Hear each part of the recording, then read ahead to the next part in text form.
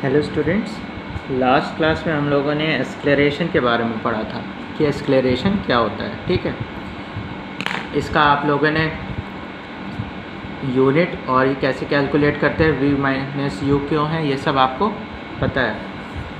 तो अब हम इसके आगे बढ़ेंगे। अब हम चलते हैं इसके एक न्यूमेरिकल पे। ठीक है, अच्छा, एक्सेलरेशन में हमने आपको बताया था कि कोई भी चीज़ जब स्पीड उसकी बढ़ती है, ठीक है, बढ़ाते रहते हैं या एक्सेलरेट होती रहती है, जैसे एक्सेलरेटर वाला एग्जांपल जो दिया था बाइक का, ठीक है, तो वो हमेशा पॉजिटिव होती है।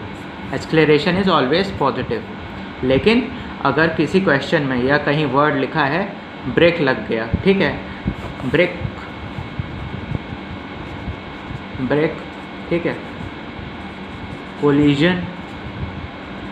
कोलिजन मतलब कहीं भिड़त हो गई, आमने सामने के भिड़न को कोलिजन कहते हैं। आमने सामने कोई दो ऑब्जेक्ट्स आपस में टकरा जाए जो कि इक्वल एंड ऑपोजिट फोर्स से, या इक्वल फोर्स ना भी हो लेकिन ऑपोजिट डायरेक्शन से हो, तो हम उसे कोलिजन कहते हैं। ठीक है,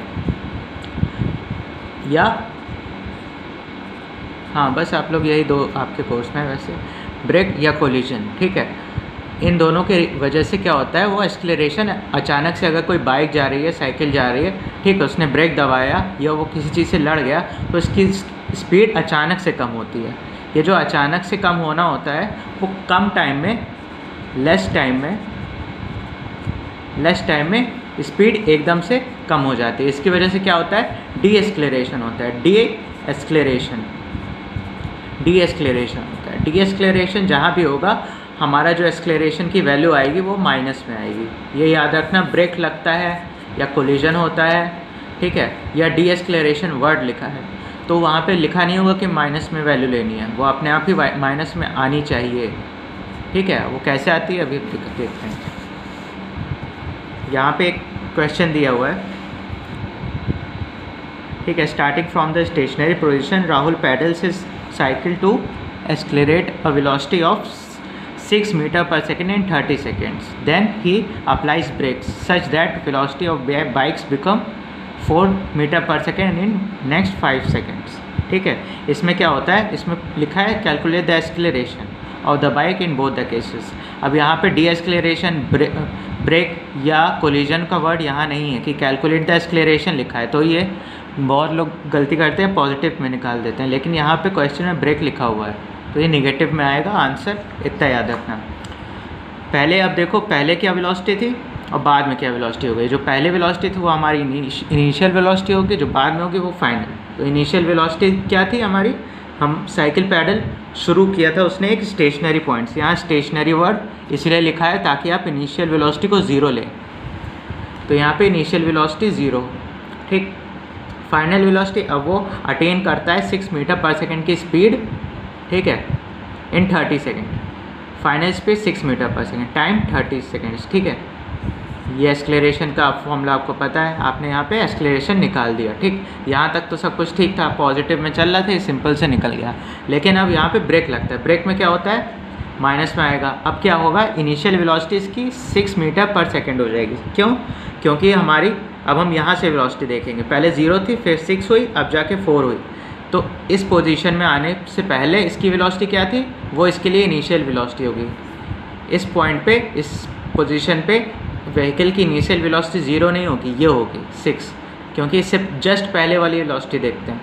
तो वहाँ पे क्या initial velocity 0, u equals to 6 metre per second. Final velocity 4 metre per second, जो ये आपको दिख रहा है फाइनल वेलोसिटी। टाइम कितना लगा, टाइम आपका क्वेश्चन में दिया है 5 सेकेंड्स। ठीक है, एक्सेलरेशन निकल आया। एक्सेलरेशन देखिए, 4 फाइनल माइनस इनिशियल किया, v माइनस यू, ये माइनस में आंसर आया।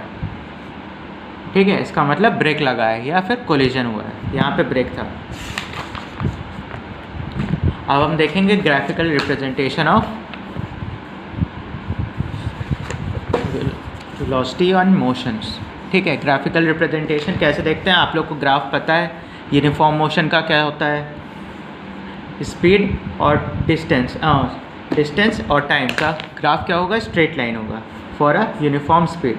ये तो आप सबको पता है क्यों होता है, आपने बताया था जब क्लास थी। ठीक है, अब क्या होगा, अगर हमें फाइंड करना है इसमें कि जो वेलोसिटी है वो इस बीच में क्या थी, ठीक है। वेलोसिटी फाइंड करना है। वेलोसिटी क्या होता है, वेलोसिटी में हम देखते हैं कि वेलोसिटी में हम क्या देखेंगे, वेलोसिटी में हम देखते हैं कि जो टाइम है, speed equals to distance upon time. इसमें क्या होता है, डिस्टेंस यहाँ पे क्या है जो हम अभी देखेंगे, ठीक है। टाइम दिया है, स्पीड या वेलोसिटी कुछ भी कह सकते हो यहाँ पे, ठीक है। ये फॉर्मूला होता है। यहाँ पे क्या है, डिस्टेंस और टाइम ग्राफ है, डिस्टेंस और टाइम ग्राफ। अगर हमें इस बीच में किसी पॉइंट पे, अगर एक न्यूमेरिकल होता इस बीच में किसी पॉइंट पे, एक सेकेंड, ठीक है, हमें स्पीड आइडेंटिफाई करनी होती, ठीक है। स्पीड आइडेंटिफाई करनी होती तो हम क्या करते हैं, डिस्टेंस अपॉन टाइम करते हैं। यहाँ पे डिस्टेंस कैसे निकालेंगे, मान लीजिए ये जो सेक्शन लिया हुआ है ए और ABC जो लिखा हुआ है, AB एंड C। अब हमें इस बीच निकालना है कि क्या है यहाँ पे डिस्टेंस, स्पीड, ओके। तो अब यहाँ पे क्या करेंगे, हमें simply speed first distance upon time जो फॉर्मूला होता है वही लगा देना है इसमें, ठीक है। इस बीच हमें देखेंगे AB में क्या होता है। अगर यहाँ टाइम देखें, A से B पॉइंट में क्या है टाइम गैप।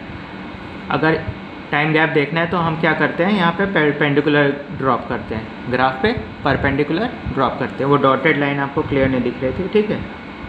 यहाँ पे भी परपेंडिकुलर ड्रॉप करेंगे, ठीक है। तो हमारे पास यहाँ पे दो टाइम दिखेगा, T1 और T2। तो यहाँ पे S1 या S2। S यहाँ पे हम देखते हैं ये डिस्टेंस है, ठीक है। S का मतलब डिस्टेंस है, स्पीड से कंफ्यूज मत होना ये, ठीक है। ये डिस्टेंस है S, ठीक है। अब हमें जब इसमें निकालना है तो जो आगे का टाइम और आगे की स्पीड डिस्टेंस होगा वो ज़्यादा होगा। S2 बड़ा है, देखो 10-20 बढ़ता जा रहा है ना, यहाँ टाइम बढ़ता जा रहा है इस तरफ, यहाँ डिस्टेंस बढ़ती जा रहा है इस तरफ। तो क्या होगा, टाइम होगा T2 माइनस T1 और स्पीड होगा डिस्टेंस होगा S2 माइनस S1, ठीक है। तो यहाँ पे इसलिए लिया हुआ है S2 minus S1 upon T2 minus T1, ठीक है। ये वेलोसिटी निकल जाएगी यहाँ पे। इसको वेलोसिटी निकालना मतलब स्लोप निकालना भी कहते हैं। अगर हम यहाँ वहाँ पे लिखा हो क्वेश्चन में कि स्लोप निकालो, ठीक है, डिस्टेंस टाइम ग्राफ का for uniform speed of a car, तो हम ऐसे निकालेंगे, या फिर सीधे लिखा होगा कि स्पीड निकालना है।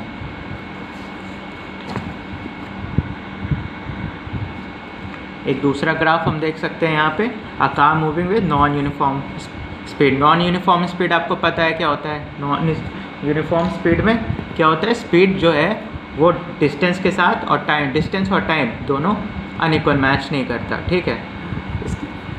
स्पीड हम अलग अलग टाइम पे अलग अलग होती है, और अगर वो एक्सलरेट भी हो रही होती है तो उस यूनिफॉर्म रेट से एक्सलरेट नहीं हो रही होती है। अगर कोई बाइक यूनिफॉर्मली एक्सलरेट कर रहा है 10 से 20 किलोमीटर पर सेकेंड की किलोमीटर पर आवर की स्पीड उसने 1 मिनट में ली, फिर दूसरा 10 से 20 से 30 फिर गया वो दूसरे सेकेंड में या दूसरे मिनट में। लेकिन अगर 0 से 100 की स्पीड उसने 5 सेकेंड में अचीव की, ठीक है, 100 से 110 1 सेकेंड में अचीव की, तो वो थोड़ा सा टाइम और स्पीड का मिसमैच होता है, वहाँ पे वो नॉन यूनिफॉर्म स्पीड में काउंट होता है, क्योंकि स्पीड कॉमन नहीं होती पूरे time.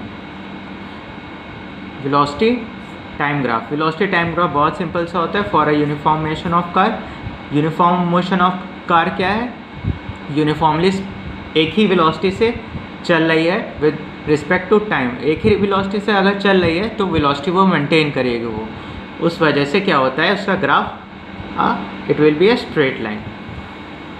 For this it will be a curve, learn it, ठीक है।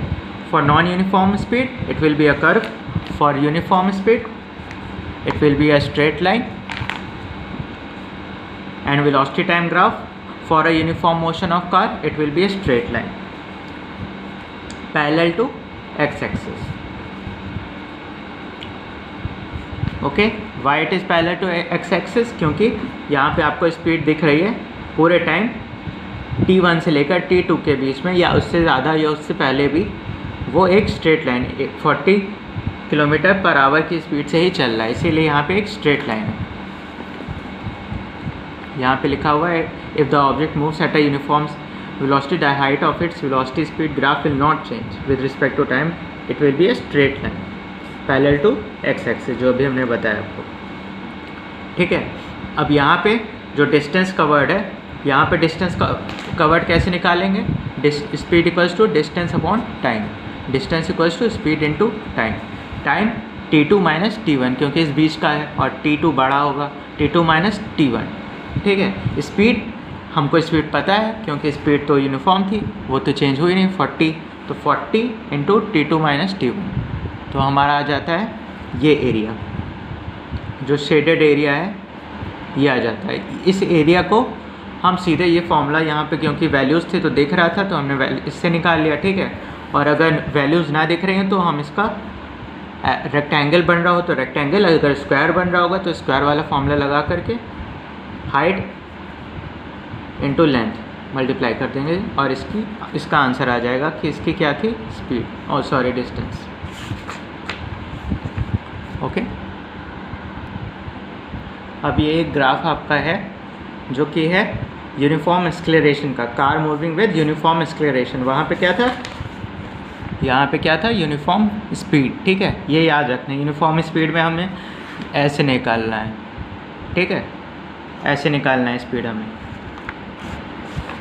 यहाँ पे यूनिफॉर्म एक्सेलरेशन है। ओके, यहाँ पे यूनिफॉर्म एक्सेलरेशन, तो हम क्या करते हैं, ये तो स्ट्रेट लाइन क्या क्यों बन रही है आपको पता है। ठीक है, लेकिन इसका जो एरिया होगा हम पूरे का एरिया लेते हैं, इसका पूरे का एरिया। इसमें क्या है, एक जो छोटा सा स्क्वायर बन रहा है, ठीक है, या रेक्टेंगल भी बन रहा, कह सकते हो उसको, स्क्वायर या रेक्टेंगल जो भी बन रहा हो उस हिसाब से। यहाँ पे आपको रेक्टेंगल टाइप का ज़्यादा दिख रहा है और ये एक ट्रायंगल। ठीक है, इन दोनों का एक एरिया को जब हम ऐड करेंगे तो हमें इस पूरे शेडेड एरिया का, इस शेडेड एरिया पोर्शन का हमें एरिया मिल जाएगा, इसका और इसका।